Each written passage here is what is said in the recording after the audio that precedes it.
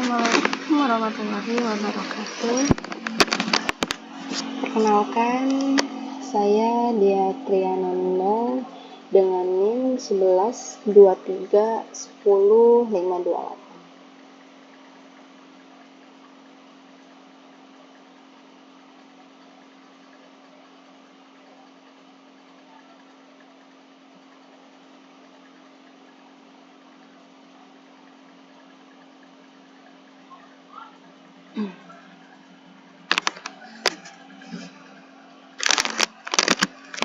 Ini kita akan membahas tentang ekonomi internasional, tentang pertumbuhan ekonomi negara mitra, dagang utama, tentang surplus neraca dagang, kondisi ekonomi saat ini, terus tentang koreksi IHSG dan rupiah melemah, serta dampak capital outflow asing sebesar 4,5 triliun.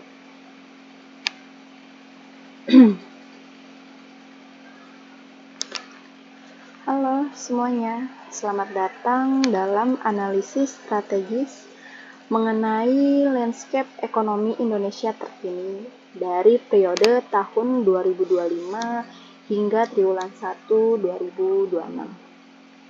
Ekonomi kita dihadapkan pada perpaduan menarik antara ketahanan domestik yang kuat dan turbulensi global yang menantang.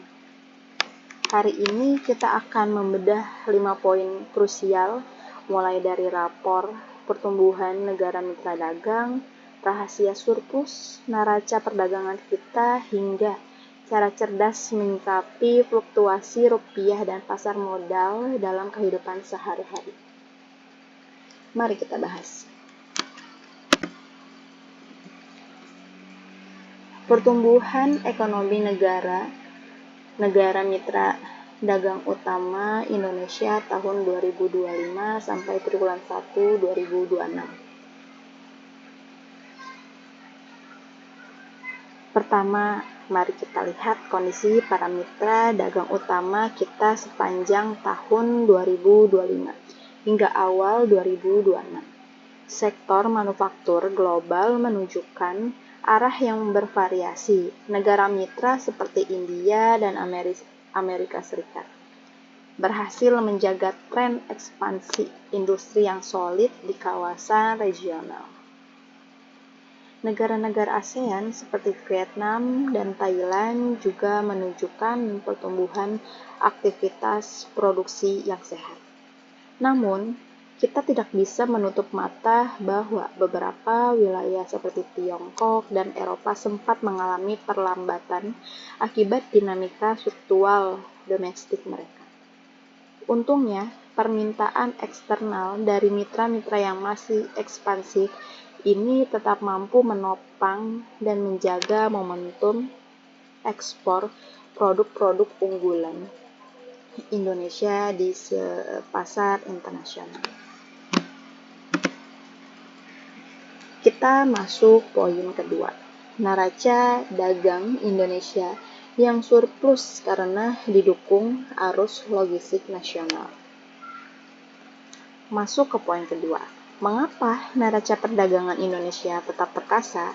Sepanjang tahun 2025, Indonesia berhasil mencatatkan surplus kumulatif yang impresif mencapai 41,5 miliar dan tren positif ini berlanjut hingga triwulan 1 2026. Kunci rahasia di balik ketahanan ini adalah efisiensi arus logistik nasional, modernisasi pelabuhan, digital sistem manifest, dan konektivitas infrastruktur yang semakin terintegrasi berhasil memangkas waktu dan biaya distribusi.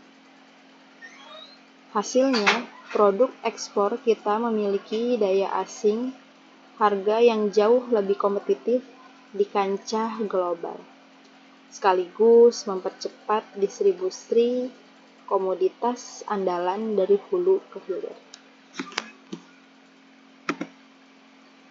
Masuk poin ketiga, kondisi perekonomian Indonesia saat ini dan dampaknya terhadap bisnis atau pengelolaan keuangan. Bagaimana dengan kondisi makro kita sendiri? Berdasarkan data resmi terbaru, ekonomi Indonesia pada triwulan 1 2026 mampu tumbuh kuat di angka 5,61, didorong oleh solidnya konsumsi domestik, aktivitas manufaktur yang ekspansif, serta momen hari besar keagamaan. Lalu, apa dampaknya secara nyata? Bagi dunia bisnis atau tempat bekerja, pertumbuhan ini memberikan sinyal positif bagi ekspansif usaha dan stabilitas penyerapan tenaga kerja. Sektor akomodasi, transportasi, makanan minuman, dan digital terus bergerak maju. Namun, tantangan tetap ada pada biaya operasional akibat fluktuasi harga bahan baku global. Bagi pengelola keuangan pribadi, kondisi ini mengajarkan kita untuk tetap seimbang. Di satu sisi, daya beli kita relatif terjaga karena inflasi domestik yang terkendali. Di sisi lain, kita dipicu untuk lebih cerdas dalam mengalokasikan anggaran, memastikan porsi tabungan aman, dan mengoptimalkan portofolio investasi agar terus bertumbuh melampaui inflasi. Masuk poin keempat, IHSG ditutup turun ke 6.116 dan rupiah melemah ke 17.843 per dolar US. Sekarang mari kita bahas fenomena yang sering memicu kekhawatiran. Bagaimana jika IHSG ini turun ke level 6.116 dan nilai tukar rupiah ini melemah sampai 17.843 per dolar US. Secara psikologis, angka-angka ini memang terlihat menekan.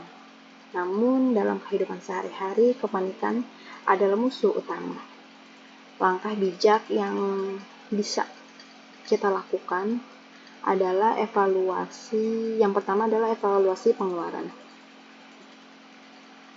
Membatasi konsumsi barang impor atau gaya hidup yang tidak mendesak untuk menekan pengeluaran.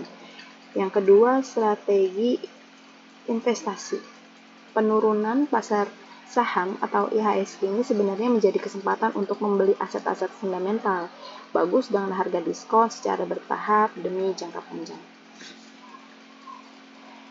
Yang ketiga ini kita bisa memperkuat dana darurat.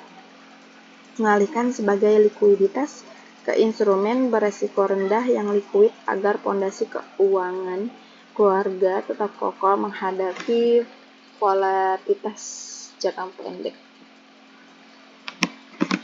Kita masuk poin kelima. Capital outflow asing mencapai 4,5 triliun. Ketika investor global memilih mode risk off akibat tingginya ketidakpastian atau kenaikan suku bunga di negara maju, mereka cenderung menarik dana dari pasar negara berkembang, termasuk Indonesia. Dampaknya langsung adalah tekanan jangka pendek pada stabilitas nilai tukar rupiah menurun. Indeks saham seperti yang kita bahas sebelumnya. Selain itu, biaya pinjaman di pasar uang bisa merangkak naik. Namun, perlu diingat, selama fundamental ekonomi kita seperti pertumbuhan PDB di atas 5% dan inflasi tetap terjaga baik, outflow ini bersifat temporer. Begitu situasi global mereda, akibat modal asing biasanya akan kembali masuk memburu imbal hasil yang menarik di Indonesia. Kesimpulannya, perjalanan ekonomi Indonesia pada 2025 hingga triwulan 1 2026 membuktikan bahwa navigasi ekonomi kita berada di jalur yang tepat. Meskipun diterpa ombak global, ketahanan logistik yang berbuah surplus perdagangan, serta pertumbuhan domestik yang kokoh adalah modal besar kita. Tugas kita sekarang adalah tetap adaptif, menjaga kesehatan finansial pribadi, dan tetap optimis melihat peluang di depan mata. Sekian presentasi dari saya. Terima kasih.